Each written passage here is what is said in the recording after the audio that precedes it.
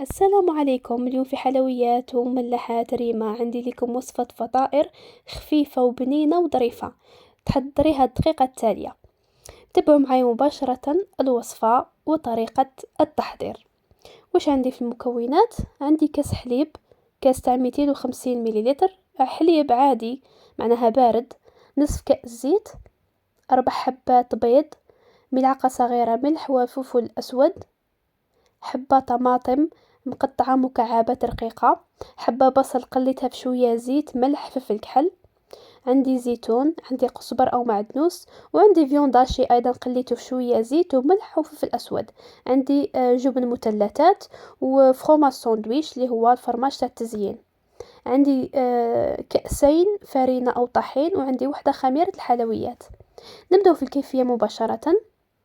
إذا راني درت حبة البيض، 4 حبات بيض، نزيد معاهم ملعقة صغيرة تاع الملح والفلفل الأسود، نخلطهم جيدا جيدا حتى يتجانسوا مليح، تتجانس لنا مليح الكيفية تاعنا.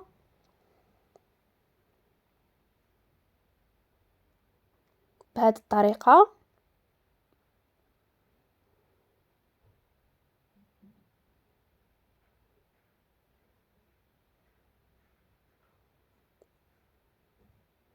بعدها واش نزيدو الزيت اللي قلنا نصف كأس زيت، ونخلطه أيضا.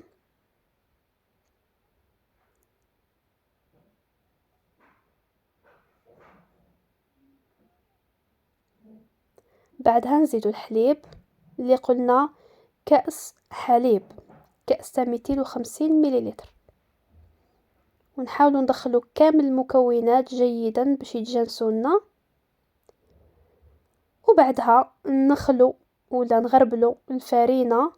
اذا هنايا الكأس الاول نغربلوه كامل ونخلطوا الكيفية، ونخليو الخمارة تاعنا نزيدوها مع الكأس الثاني. هنا تبعوا معايا الطريقة باش تفهموا. هنا نحاول نخلطها مليح مليح باش ما يبقاوليش هذوك الحبيبات تاع الفرينة، لازم يذوبوا كامل باش نزيد الكأس الثاني مع خميرة الحلويات.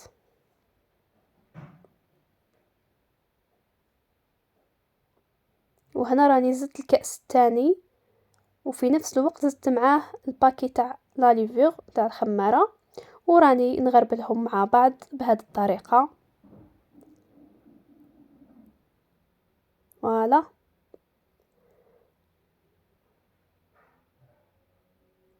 نخلطوا كل المكونات مع بعض حتى ما يبقاولناش الحبيبات،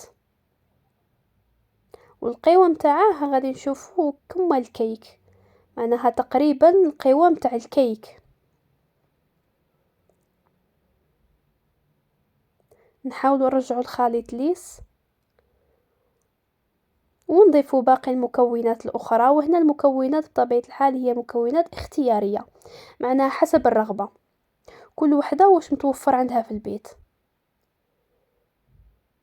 لكن إذا جربتوها بهذه الطريقة راح تجي بنينة بزاف. هذا هو القوام تاعو. نبداو ونديرو هذيك الحبيبة تاع البصل اللي قليناها ونخلطو. بعدها نزيدو الزيتون تاعنا. هنا الزيتون معناها كل وحده وكيفاش تحب، اللي تبغيه اسود ولا اخضر. وهنا نزيدو ايضا المعدنوس تاعنا، ونزيدو الطماطم، طماطم عاديه معناها ماشي قليناها ولا عادي. ونزيدو لا فيونداشي تاعنا ولا اللحم المفروم. وهنا تقدي ديري مثلا مكعبات من صدور الدجاج، ولا ديري لا بولي اشي، ديري بولي اشي، ولا مثلا تخليها هكا، ولا ديري طون دويل اللي هو تونة تاع الزيت. كل واحد والشوا تاعو. وفي الاخير اللمسه اللي تعطيها بنه معناها واحد الذوق رائع. واش هو؟ مثلثات الجبن اللي نزيدوهم كامل في الاخير، نقصوهم على شكل مكعبات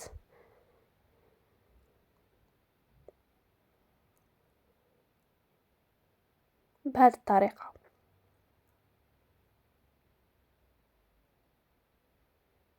يعني الفطيرة كل واحد يدي لابار تاعو، وخطرة خطرة طيح فيك هكا جبن، معناها يكون لذيذ جدا صدقوني. كيفية ولا اروع.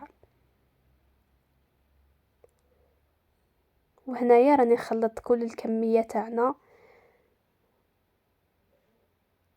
تاع الجبن اللي حطيناها، وبعدها نفرغوها في المول. اللي هنا عندي ماشي مول، عندي صني تاع الفور اللي كامل نعرفوه.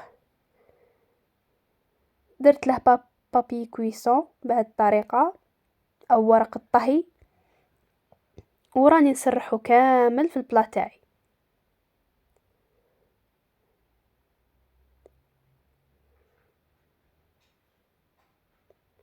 هنا اللي يحب يديره مثلا ميني كيك، ولا مثلا تحبي ديريها في المول تاع المادلين وديري لي كيسات وتفرغي ايضا هادو، تفرغي في كل حبة تفرغي كمية ايضا تجي. انا حبيت نديرها بهذه الطريقة السهلة باش نبسط عليكم الامور اكثر.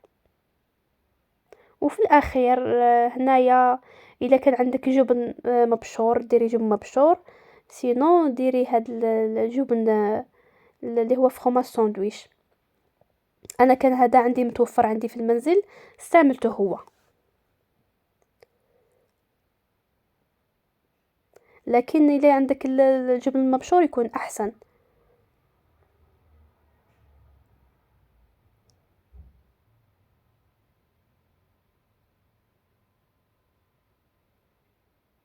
فوالا بهذه الطريقة، وندخلوه الفور تاعنا. هنا مدة الطهي تاعها لا تتجاوز نصف ساعة، معناها ما بين 20 الى غاية نصف ساعة. كي طيب لنا نشعلوها من فوق تحمر ونخرجوها، وهذا هو الشكل تاعها بعد اللي خرجت من الفور. لاحظوا معايا، نحاول نحمروها شوية من الفوق ونقصها لكم ونوريها لكم في الطبق. هذا هو الشكل تاعها، هذا هو الشكل النهائي تاع الفطائر تاعنا. شوفوا شحال خفيفة، نار عادة سخونة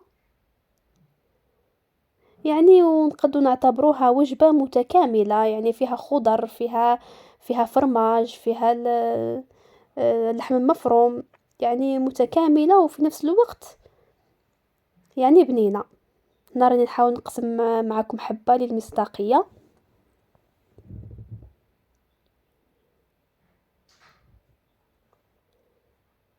هذا هو شكلها من الداخل، لذيذة جدا. جربوا معايا هاد الوصفة، ما راحش ندموا عليها. ونوعدكم أننا نلتقي في وصفة أخرى إن شاء الله. دمتم في رعاية الله وحفظه، والسلام عليكم ورحمة الله تعالى وبركاته.